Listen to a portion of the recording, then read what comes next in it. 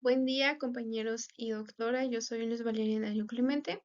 El tema que me fue asignado es cáncer pulmonar de células pequeñas, incluyendo los síndromes paraneoplásticos.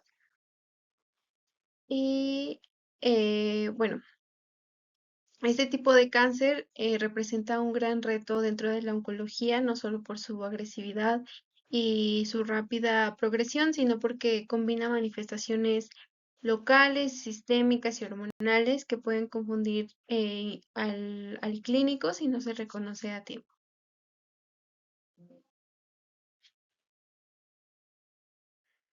Bien, este va a ser nuestro índice que vamos a estar viendo: definición, epidemiología, factores de riesgo, etiología, la fisiopatología, cuadro clínico, entre otros.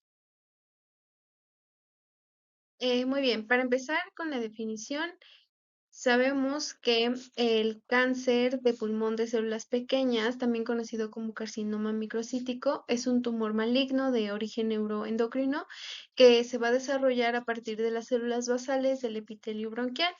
Estas células tienen la capacidad de liberar neurotransmisores y hormonas, lo cual explica por qué cuando se maligniza puede secretar sustancias que alteran el funcionamiento de otros órganos.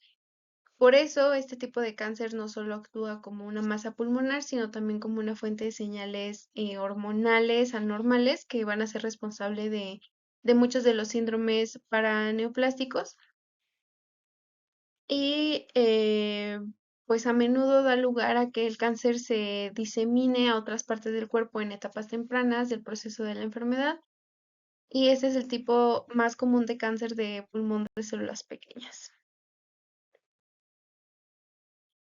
En cuanto a su epidemiología, el cáncer de pulmón de células pequeñas representa aproximadamente el 10 y el 15% de todos los cánceres pulmonares.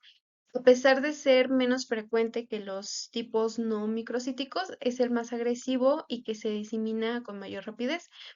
Es más común en hombres adultos mayores de 50 años, aunque con el aumento del tabaquismo en mujeres la diferencia entre ambos sexos pues ha disminuido. A nivel mundial, el cáncer de pulmón continúa siendo la primera o segunda causa de muerte de cáncer, o por cáncer, perdón, dependiendo del país. En México, de acuerdo con los últimos registros de la Secretaría de Salud, se encuentra entre las tres principales causas de mortalidad oncológica y la mayoría de los casos se diagnostican en etapas ya avanzadas. Entonces, esto nos refleja que a pesar de que existen avances médicos, sigue siendo una enfermedad de alto impacto clínico y epidemiológico. Dentro de los factores de riesgo tenemos factores modificables y no modificables. Sabemos que en los modificables el tabaquismo es sin duda el principal factor de riesgo, con un 98% de los casos de pulmón de células pequeñas están asociados de forma directa o indirectamente al consumo de tabaco. Y el humo del cigarro contiene hidrocarburos aromáticos policíclicos, nitrosaminas, metales pesados y radicales libres, sustancias que dañan el ADN de las células epiteliales del pulmón. Con el tiempo, pues este daño genera mutaciones acumuladas y las células comienzan a dividirse de forma descontrolada. También otros factores de riesgo importante pues son la exposición prolongada al humo de leña, que sigue siendo muy común en zonas rurales. También a la exposición laboral de asbestos, arsénicos, el cromo, níquel o el radón, todos ellos agentes carcinogénicos pulmonares. También influyen los factores genéticos como mutaciones heredadas que disminuyen la capacidad de reparación del ADN, y aunque el tabaquismo pasivo tiene un riesgo menor que el activo, no deja de aumentar la probabilidad de desarrollar cáncer pulmonar. Em, en los no modificables también tenemos la raza y la etnicidad, ¿no? Donde existen diferencias en la prevalencia del cáncer y entre diferentes grupos racionales y étnicos, aunque esos factores pues no son modificables. Por otra parte, en la etiología, podemos decir que es multifactorial, pero con un componente principal ambiental. El daño genético inducido por el humo del tabaco es el punto de partida. A nivel molecular, se ha demostrado que en el cáncer de pulmón de células pequeñas existe una inactivación del gen TP53, que normalmente es el que detiene la división celular ante un daño en el ADN. También existe la pérdida del gen RB1, que es otro regulador del ciclo celular. Y en algunos casos hay una sobreexpresión del gen MIC que promueve la proliferación celular. Estas alteraciones hacen que las células del epitelio bronquial pierdan su control normal de crecimiento, lo que nos da lugar a una proliferación acelerada con una invasión del tejido circundante y una diseminación por vía linfática y hematógena. Por tanto, podemos decir que este cáncer combina mutaciones genéticas, daño por exposición a carcinógenos y transformación neuroendocrina, lo que vuelve sumamente agresivo. Ahora, entrando a la fisiopatología, aquí se entiende por qué este cáncer tiene este comportamiento tan característico. Entonces, empezamos que el tumor se origina en las células basales em, en neuroendocrinas del epitelio bronquial, que están localizadas principalmente pues en los bronquios mayores y el lirio pulmonar. Por eso la mayoría de los tumores son centrales. Más adelante lo vamos a ver en una radiografía. Igual está cerca de las vías aéreas principales. A medida que estas células malignas se empiezan a multiplicar, forman una masa que puede obstruir bronquios, causando una atelectasia o incluso un colapso pulmonar. Además, su alta capacidad invasiva le permite penetrar vasos linfáticos y sanguíneos, lo que explica su rápida aparición de metástasis en órganos como el hígado, cerebro, glándulas suprarrenales, incluso los huesos.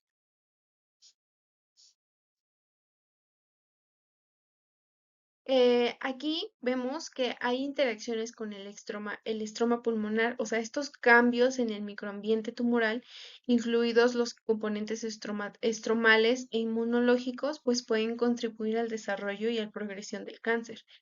Incluso la inflamación crónica asociada al tabaquismo puede facilitar estas interacciones.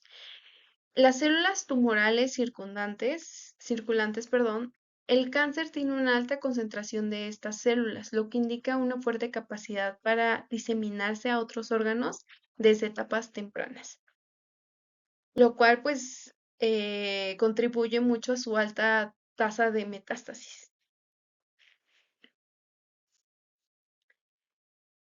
Por otra parte, otro punto importante es que al provenir de células neuroendocrinas, el tumor mantiene su capacidad de secretar péptidos, hormonas y citoquinas. Estas sustancias alteran el equilibrio normal del organismo y son responsables de los síndromes paraneoplásticos que veremos más adelante. Igual vemos estos cambios genéticos donde hay una inactivación de genes supresores de tumores, donde la mayoría de los casos de este cáncer presentan inactividad funcional de dos genes supresores críticos, que fueron los que les dije, el TP53 y el RB1, que la pérdida de P53 afecta la respuesta celular al daño del ADN y la regulación del ciclo celular, mientras que la pérdida del RB1 desregula el paso de la fase G1 a S del ciclo celular, lo que promueve una proliferación celular pues descontrolada. También tendremos alteraciones del genoma, donde el cáncer muestra un alto índice de reordenamientos cromosómicos y una carga mutacional elevada, lo que se traduce en una gran heterogeneidad intratumoral. Entonces, estas alteraciones genéticas son responsables no solo del inicio del cáncer, sino también de su evolución y resistencia a tratamientos.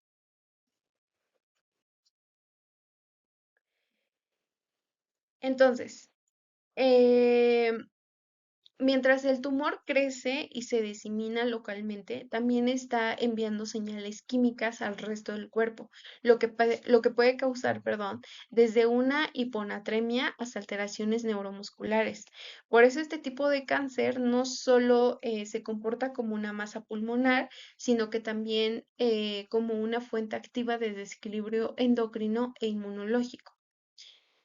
Tiene igual una notable predisposición a metastizarse rápidamente, como en algunos sitios incluyen el cerebro, el hígado, las glándulas suprarrenales y los huesos.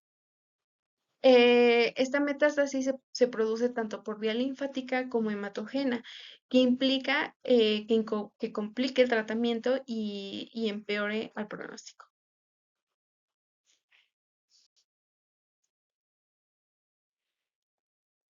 Después tenemos el cuadro clínico. En el cuadro clínico, los síntomas pueden dividirse en tres grupos principales, que son síntomas respiratorios, síntomas generales o sistémicos y manifestaciones secundarias a metástasis o los síndromes paraneoplastia. Empezando por los respiratorios, que son las más frecuentes, que es la tos persistente o cambios en el patrón de la tos en un fumador crónico. La hemoptisis, que es decir, la expulsión de sangre con la tos, la disnea progresiva o dificultad respiratoria, especialmente si ya hay una obstrucción bronquial, el dolor torácico cuando el tumor invade la pleura o la pared torácica, la ronquera o el estridor, si hay comprensión del nervio laríngeo o de la tráquea. En los síntomas generales encontramos pérdida de peso, no intencionada, astenia o fatiga generalizada, sudoraciones nocturnas y fiebre baja. Cuando la enfermedad está más avanzada puede presentarse por síntomas por metástasis, perdón, dolor óseo intensivo, por que ya exista una metástasis en vértebras o costillas, dolor abdominal o ictericia, incluso si ya hay un compromiso hepático. Las alteraciones neurológicas como cefalea, vómito o crisis convulsivas cuando hay metástasis cerebrales. Un punto clave aquí es que en muchos pacientes, perdón, los síndromes paraneoplásticos pueden aparecer mucho antes que los síntomas respiratorios. Por ejemplo, un paciente puede acudir por incluso confusión, debilidad, náuseas severas y al estudiarlo se encuentra que tiene hiponatremia por secreción inadecuada de hormona antidiurética, ¿no? Entonces, lo cual lleva al diagnóstico del tumor pulmonar subyacente. Esto demuestra que el cáncer de pulmón de células pequeñas, la clínica no siempre inicia en el tórax.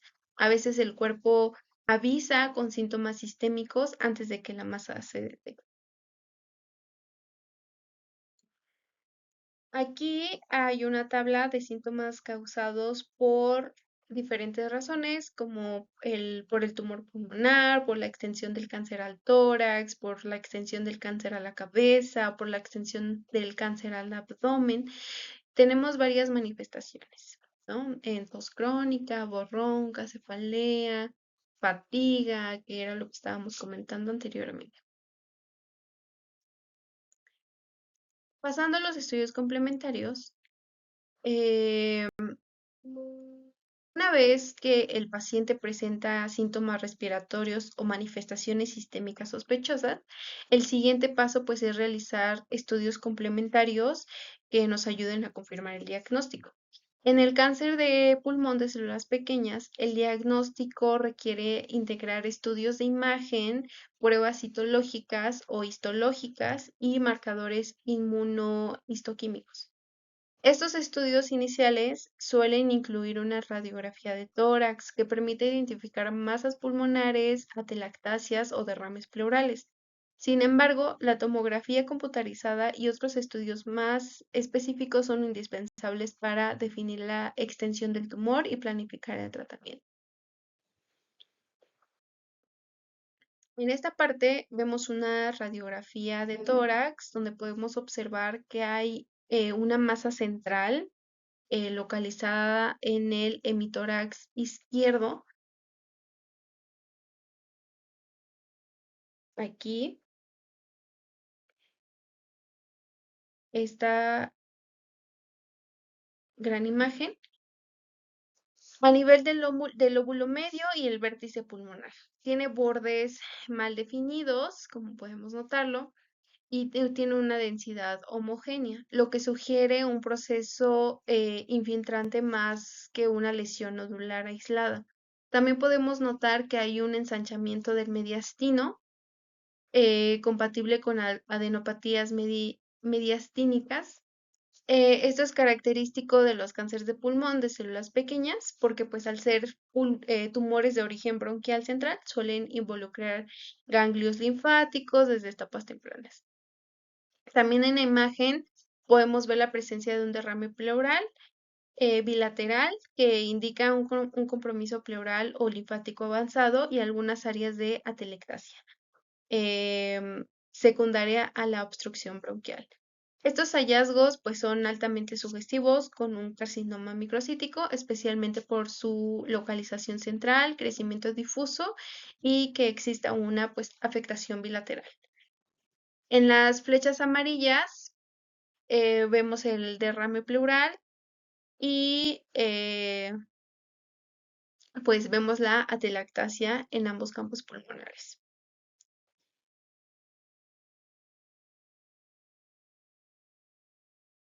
Después tenemos en la tomografía computarizada del tórax, podemos observar con mayor detalle la masa pulmonar central,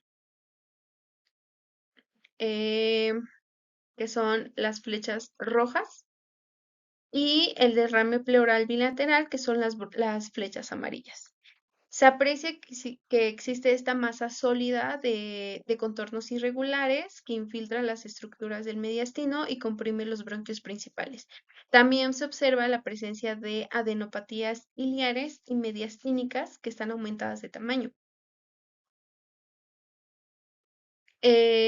También que obviamente pues esto nos va a reforzar la sospecha de un carcinoma de células pequeñas. A diferencia de los cánceres no microcíticos que suelen localizarse en la periferia, este tipo de tumor se origina en el bronquio y crece hacia el centro del tórax, afectando grandes vasos y estructuras adyacentes. La tomografía también nos es útil para evaluar la extensión pleural y las posibles metástasis en el hígado, en las glándulas suprarrenales o incluso el cerebro. Por ello, siempre se complementa con una tomografía cerebral o incluso una resonancia magnética, ya que pues este tipo de cáncer tiene una alta afinidad por el tejido nervioso. Después tenemos el diagnóstico histológico, que bueno, este diagnóstico definitivo se establece mediante una broncoscopía con toma de biopsia o cepillado bronquial. La broncoscopía permite observar que exista una masa endobronquial friable de superficie irregular que suele sangrar fácilmente al contacto.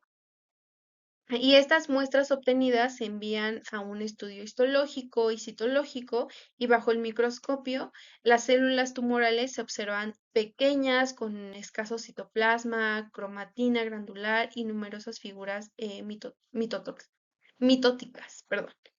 Un rasgo típico es el llamado moldeador nuclear, donde los núcleos de las células se adaptan a otras por la falta de espacio, lo que da una apariencia compacta y característica. La inmunohistoquímica es fundamental para confirmar el origen neuroendocrino y los marcadores más importantes son la cromagrina A, la sinaptofisina, la enolasa y las neuroespecíficas y CD56, que es una molécula de adhesión neural. Cuando estos marcadores son positivos, se confirma el diagnóstico de un carcinoma neuroendocrino de células pequeñas. Aquí en la patología podemos ver que en esta imagen histológica eh,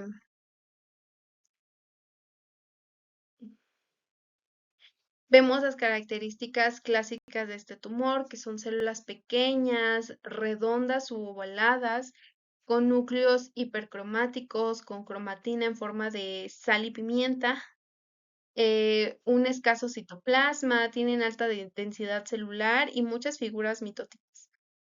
Las áreas de necrosis central, el patrón de crecimiento es en láminas sólidas o nidos, a veces con formación de rosetas. Todo esto refleja un tumor de origen epitelial con diferenciación neuroendocrina. Algunos casos se clasifican como mixtos cuando el carcinoma de células pequeñas coexiste con componentes de carcinomas de células grandes o escamosos, aunque pues esto es menos frecuente.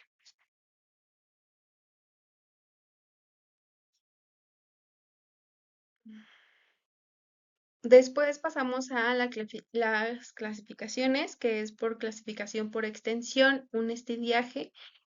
Para fines prácticos, este tipo de cáncer no se estadifica con el sistema TNM tradicional, sino con una clasificación clínica simplificada que divide la enfermedad en dos grandes grupos. Una enfermedad limitada o limit state, que esto nos habla cuando el tumor está confinado a un solo hemitórax y los ganglios linfáticos regionales pueden incluirse dentro de un campo de radioterapia.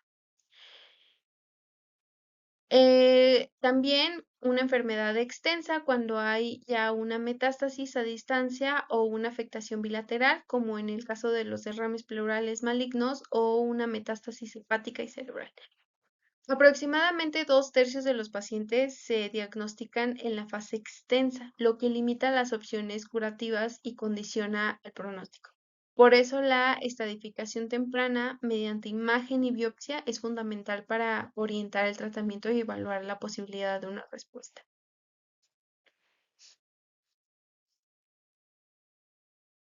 En esta imagen podemos ver el algoritmo de abordaje, donde hablamos de que existe ya un diagnóstico histopatológico conformado, la historia clínica y la exploración física, los estudios de laboratorio ya conforman el TAC de tórax, abdomen y pelvis, también un gamagrama óseo con tecnecio de 99, un promover este cese de tabaquismo y los cuidados paliativos tempranos, ya podemos clasificar, ¿no? Si es una enfermedad limitada o es una enfermedad extensa.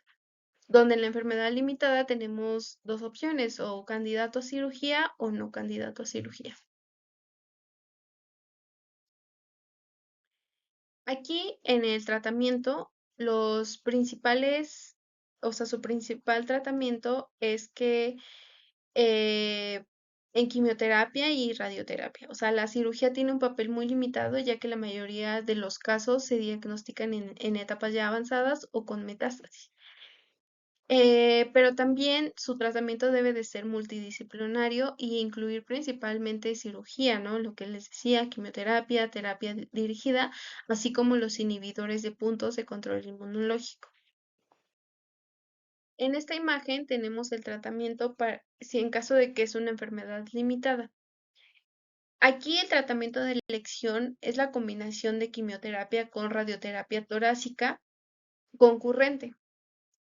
El esquema estándar incluye el cisplatino con etoposide, que son o sea, que son administradas en ciclos cada 3 o 4 semanas. Esta combinación pues ha demostrado mejor la supervivencia y la respuesta tumoral.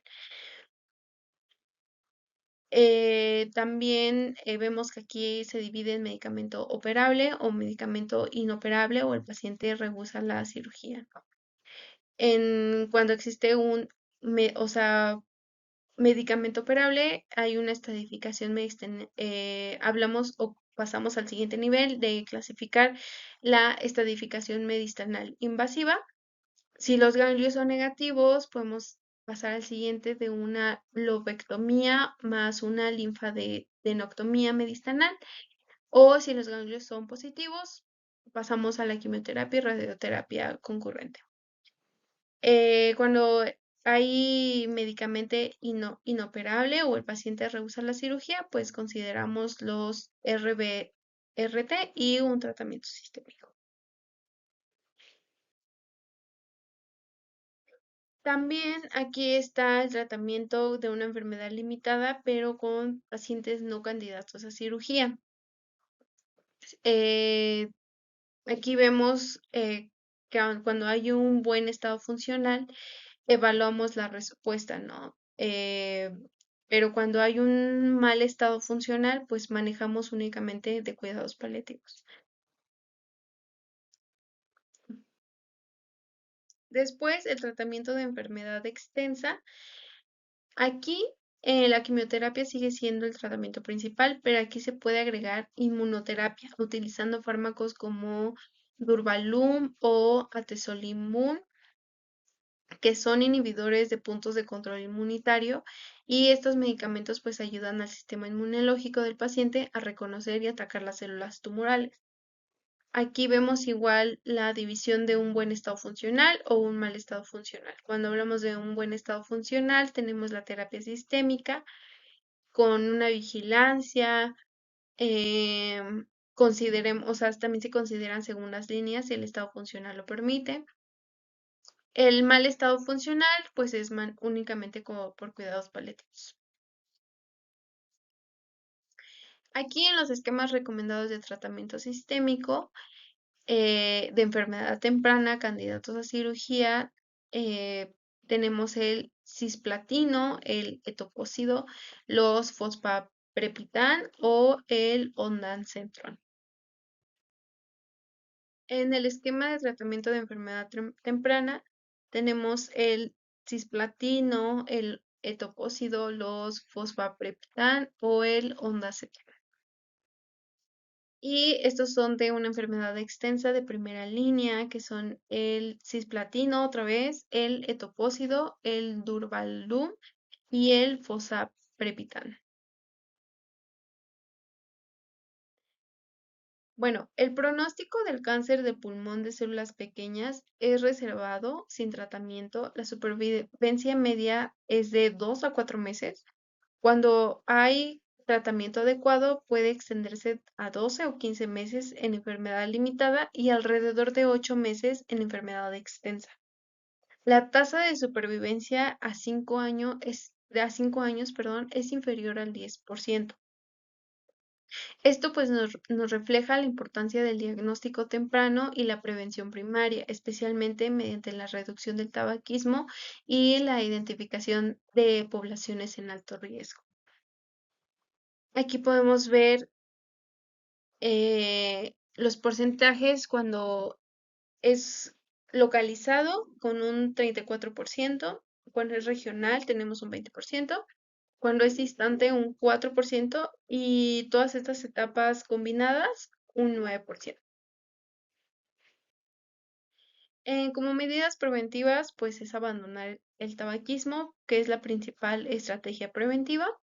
También pues evitar estas exposiciones a carcinógenos laborales y ambientales y que existan estos programas de detección temprana, ¿no? Como tomografía de bajas dosis en personas de alto riesgo, que son fumadores, ya más de 30 paquetes al año, y pues esta educación sanitaria y políticas de control de tabaco. Y bueno, hasta aquí hemos visto cómo el cáncer de pulmón de células pequeñas se origina, cómo se disemina y cómo se trata. Para este tipo de tumor tiene una característica muy especial que lo distingue del resto, que es su capacidad de producir manifestaciones clínicas fuera del pulmón, incluso antes de que el tumor sea evidente. Estas manifestaciones son consecuencia de la secreción ectópica de hormonas y péptidos bioactivos por las células tumorales o de respuestas inmunológicas anormales, que pues afectan a tejidos distantes. Entonces, a este conjunto de alteraciones se le conoce como síndromes paraneoplásticos y representan una parte fundamental del entendimiento clínico de este cáncer, porque puede ser la primera pista diagnóstica en muchos pacientes.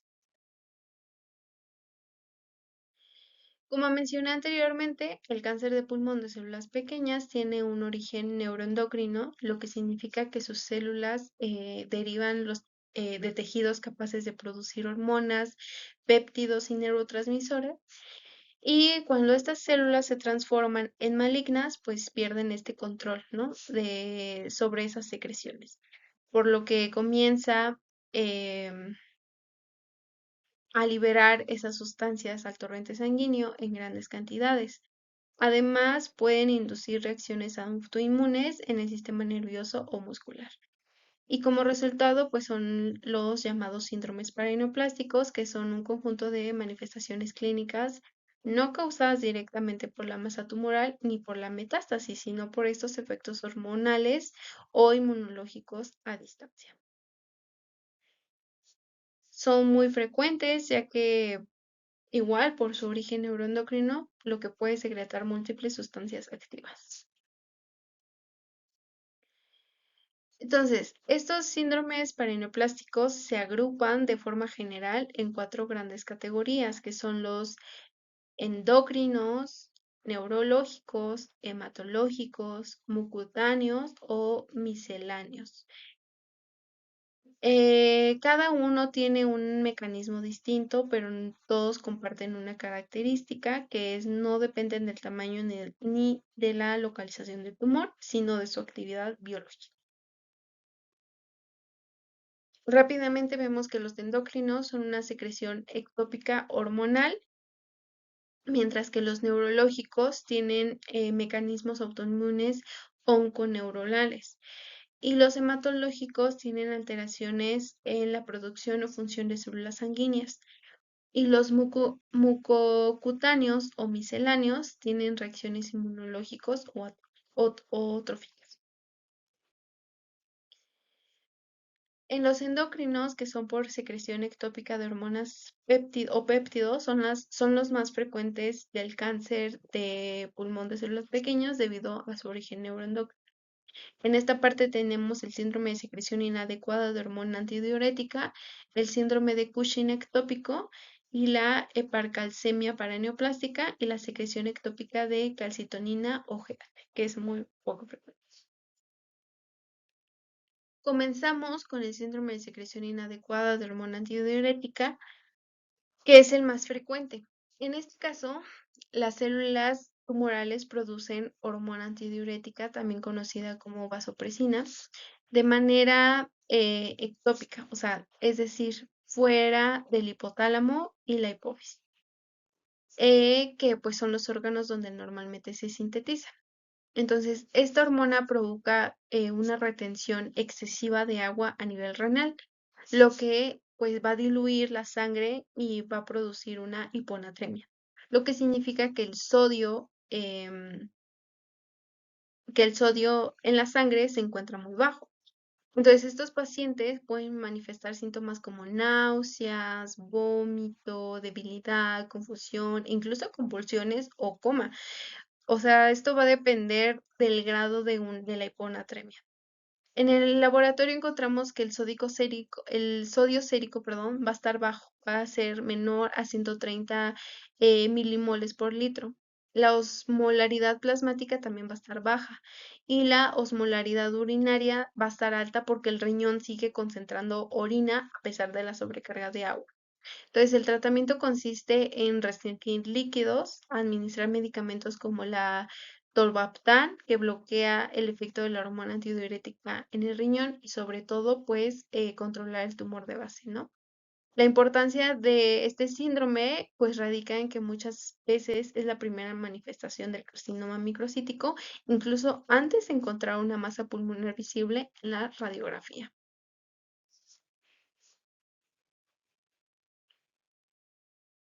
Después tenemos el síndrome de Cushing ectópico, que es el segundo síndrome endocrino más importante, que está causado por la producción anormal de la hormona adrenocorticotrópica o ACTH, perdón, por parte de este tumor. Entonces, la ACTH estimula las glándulas suprarrenales para que produzcan cortisol en exceso. El exceso de cortisol genera múltiples alteraciones metabólicas, desde una hiperglucemia o una elevación de glucosa, una hipertensión arterial, retención de sodio y pérdida de potasio, debilidad muscular proximal, cara redonda o cara de luna llena, obesidad centrípeta y fragilidad capilar. En el laboratorio, los niveles de cortisol y de la hormona ACTH están elevados y no se suprimen con la administración de dexametasona. El manejo se enfoca pues en bloquear esta síntesis de cortisol con fármacos como ketoconazol o metilapona, y controlar pues la hipopotasemia con espironolactona. Pero al igual que el síndrome anterior, pues la base del tratamiento es tratar el cáncer de pulmón. Este síndrome produce rápidamente, eh, bueno, se puede progresar de forma rápida y causar incluso un deterioro importante si no se identifica a tiempo. Después tenemos a los neurológicos, que estos son por mecanismos autoinmunes. Aquí los mecanismos pues son distintos. En lugar de secreciones hormonales, el tumor induce respuestas autoinmunes, donde el sistema inmunológico del paciente produce anticuerpos que van a atacar tanto al pulmón, digo al tumor, perdón, como a ciertas estructuras del sistema nervioso. Entonces estos síndromes son menos frecuentes, pero pueden ser muy incapacitantes. Dentro de estos tenemos el síndrome miasténico de Lambert-Eaton, la encefalomielitis paraneoplástica, la neuropatía sensorial subaguda, la degeneración cerebelosa subaguda y el síndrome autonómico paraneoplástico. Entonces, pasando primero al síndrome miasténico de Lambert-Eaton, es el más característico de los síndromes neurológicos que está asociado al cáncer de pulmón de células pequeñas. Este tumor provoca la formación de anticuerpos contra los canales de calcio dependientes de voltaje, que pues se encuentran en la membrana presináptica de las terminaciones nerviosas. Estos canales son necesarios para liberar acetilcolina, que es el neurotransmisor que estimula la contracción muscular. Cuando son bloqueados por los anticuerpos, se va a alterar la liberación de acetilcolina y como resultado, pues el paciente presenta debilidad muscular progresiva, especialmente en las piernas y brazos. A diferencia de la miastenia gravis, en este síndrome la fuerza mejora con el ejercicio repetido, porque la actividad muscular ayuda a liberar algo más de neurotransmisor. También puede haber una disfunción autonómica como boca seca o estreñimiento y disminución de los reflejos tendinosos. El diagnóstico se confirma con electromiografía. Bueno, aquí vemos que el círculo azul, que son los anticuerpos que son los anticuerpos bloquean los canales de calcio en las células nerviosas, lo que produce pues la liberación de ACH en la unión neuromuscular. Entonces, de esta parte, que la FIRDAPSE, que es un bloqueador en los canales de potasio activado por voltaje, se va a dirigir a la terminal nerviosa presináptica de la unión neuromuscular. Y por último, la FIRDAPSE va a bloquear los canales de potasio en las células nerviosas, lo que permite que se libere más ACH en la unión neuromuscular. Entonces, el diagnóstico se confirma, ya lo había dicho, con una electromiografía donde se observa un aumento en la amplitud del potencial de acción muscular después de la estimulación repetida. Entonces, el tratamiento incluye medicamentos como 3,4-diaminopiridina, inmunoglobulina intravenosa o plasmafexis. Además, pues de controlar el tumor.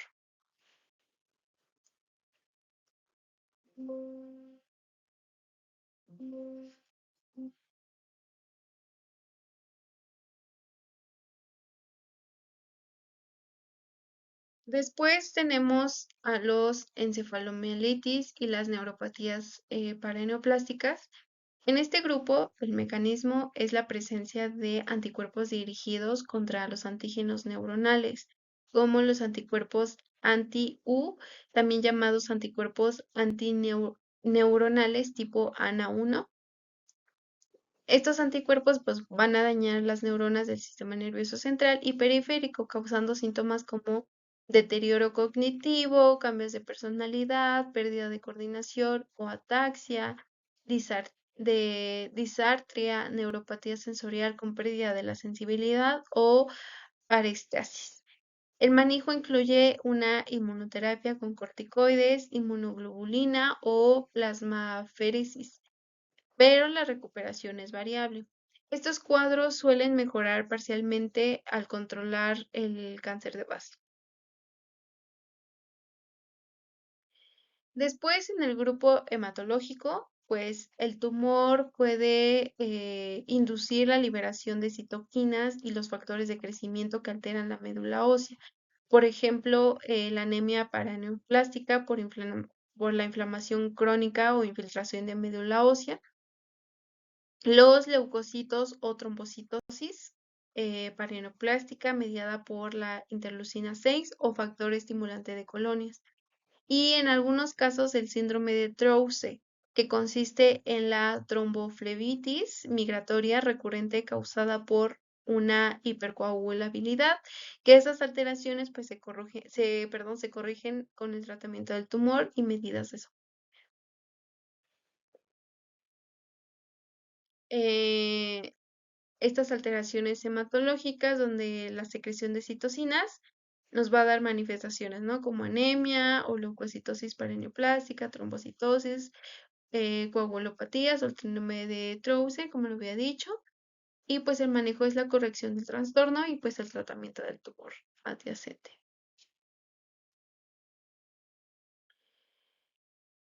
Bueno, entre los síndromes cutáneos más conocidos están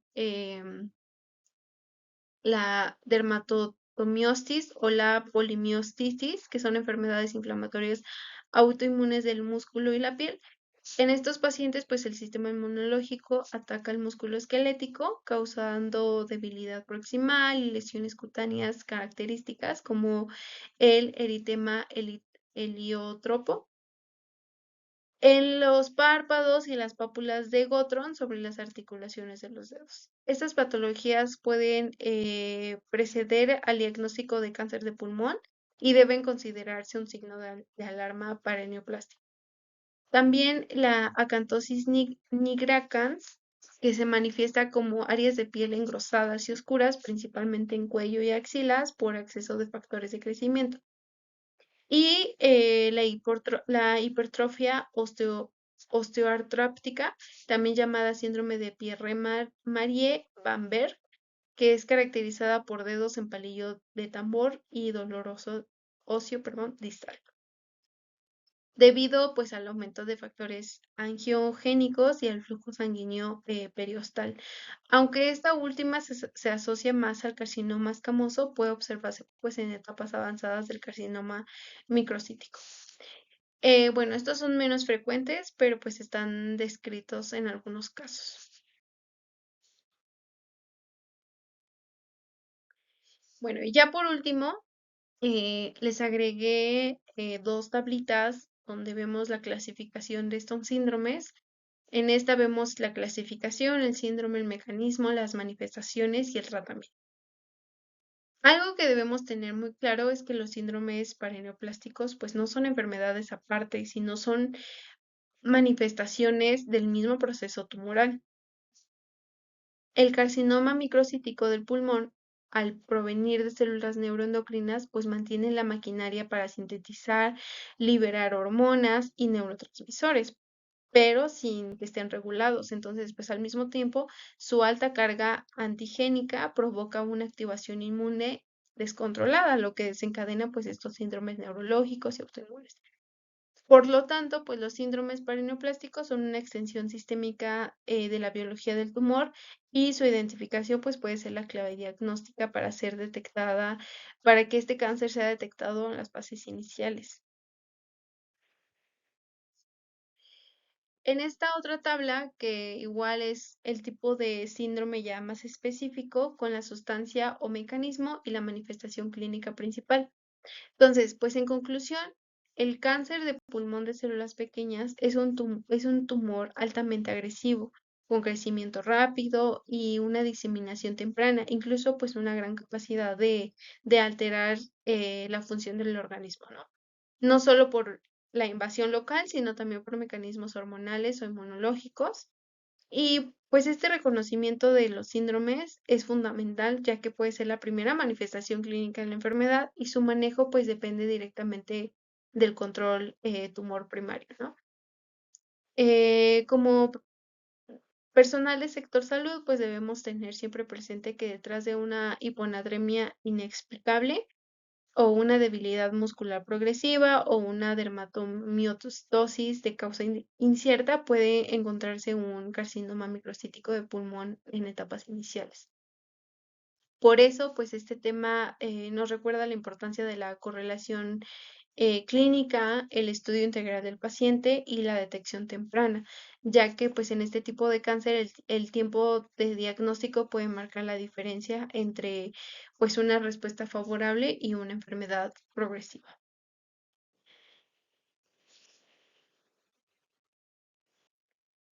Y bueno, eso sería todo y muchas gracias.